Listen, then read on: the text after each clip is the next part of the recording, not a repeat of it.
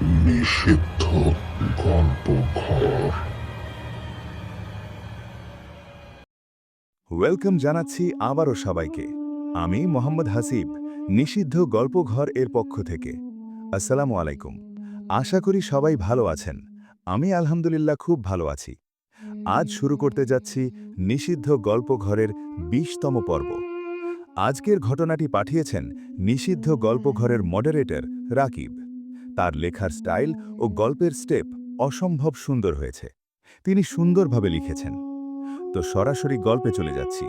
যেভাবে লেখা আছে ঠিক সেভাবে পড়ে শোনাচ্ছি। আসসালামু আলাইকুম। আমার নাম রাকিব। আমি নিষিদ্ধ গল্পঘরের একজন মডারেটর।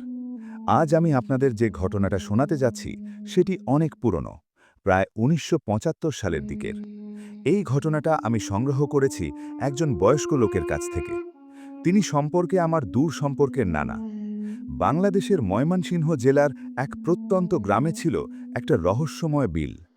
লোকজন সেই বিলটাকে বলতো কালার বিল। কেন এই নাম, তার সঠিক উত্তর কেউ দিতে পারত না। দিনের বেলায় সেই বিলের পানির রং দেখা যেত হালকা নীল, বিকেলের দিকে সেটা হয়ে যেত সবুজ, আর গভীর রাতে পানিটা যেন কালির মতো ঘন কালো হয়ে উঠত।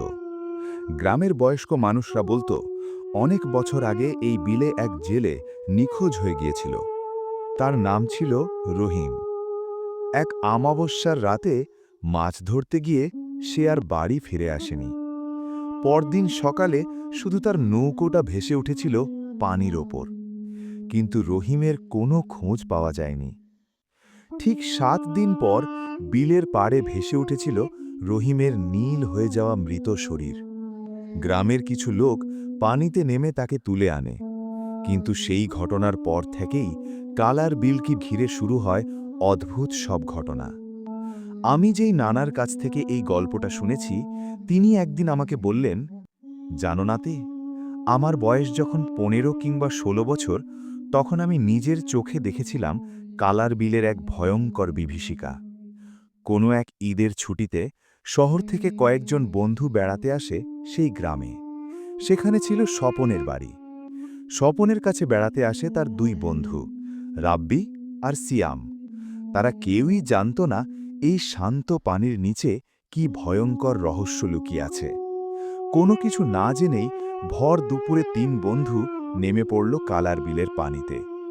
এর মধ্যে সিয়াম সাঁতার খুব একটা জানত না, কিন্তু স্বপন আর রাব্বি দুজনেই ভালো সাঁতার জানত। সাঁতার কাটতে কাটতে ৩ জন ৩ দিকে একটু একটু করে দূরে চলে যায়। হঠাৎ কিছুক্ষণ পর স্বপনের চোখে পড়ল একটা অদ্ভুত বিষয়। সে দেখল সিয়াম কোথাও নেই।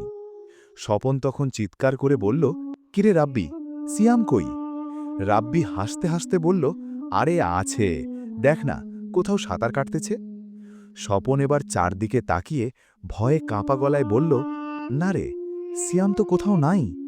ঠিক তখনই বিলের পানির মাঝখানটা হঠাৎ করে গোল গোল ঘুরতে শুরু করল, আর পানির নিচ থেকে যেন কেউ ধীরে ধীরে কিছু একটা টেনে নিচ্ছে। ভয়ে স্বপন আর রাব্বি তড়িঘড়ি করে উঠে পড়ল বিল থেকে, কিন্তু সিয়ামের কোনো খোঁজ নেই। প্রায় ২০ মিনিট ধরে তারা চারদিকে খোঁজাখুঁজি করল, তবুও সিয়ামের কোনো সন্ধান পাওয়া গেল না। অবশেষে তারা দৌড়ে গিয়ে গ্রামের লোকজনকে ডাকল। সবাই যখন কালার বিলের পাড়ে এসে ঘটনাটা শুনল, তখন গ্রামের এক বৃদ্ধ দীর্ঘশ্বাস ফেলে বললেন, তোরা অনেক বড় ভুল করছিস, এই বিলে নামা ঠিক হয় নাই। কিন্তু তখন আর কিছু করার ছিল না। পুরো গ্রাম ৩ দিন ধরে খুঁজল সিয়ামকে। ঠিক তৃতীয় দিনের সকালে বিলের পানির উপর ভেসে উঠল সিয়ামের নিথর দেহ। কিন্তু তার শরীরের অবস্থা দেখে গ্রামের মানুষ আতঙ্কে পিছিয়ে গেল। তার মুখটা ছিল অদ্ভুত বিকৃত, আর সবচেয়ে ভয়ঙ্কর ব্যাপার, তার চোখ দুটো পুরোপুরি উধাও হয়ে গিয়েছিল। মনে হচ্ছিল কেউ যেন তার চোখ দুটো তুলে নিয়ে গেছে। সেই ঘটনার পর থেকে গ্রামের মানুষ সূর্য ডোবার পর আর কখনো কালার বিলের কাছে যায় না, কারণ তারা বিশ্বাস করে ওই পানির নিচে আজও কিছু একটা আছে, যে মাঝে মাঝে মানুষকে ডেকে নিয়ে যায় অন্ধকারের গভীরে। এই বলে শেষ করলেন রাকিব। অসম্ভব সুন্দর একটি ঘটনা পাঠিয়েছেন, আশা করছি শ্রোতাদের কাছেও খুব ভালো লেগেছে। আর আপনারা চাইলে আপনাদের সাথে ঘটে যাওয়া ভৌতিক ঘটনা পাঠাতে পারেন। এখনই যোগাযোগ করতে পারেন আমার ফেসবুক পেজের ইনবক্সে। আজকের জন্য বিদায় জানাচ্ছি। আবারও ফিরব আপনাদের মাঝে নতুন কোনো ঘটনা নিয়ে। আল্লাহ হাফেজ। নিষিদ্ধ গল্পঘর।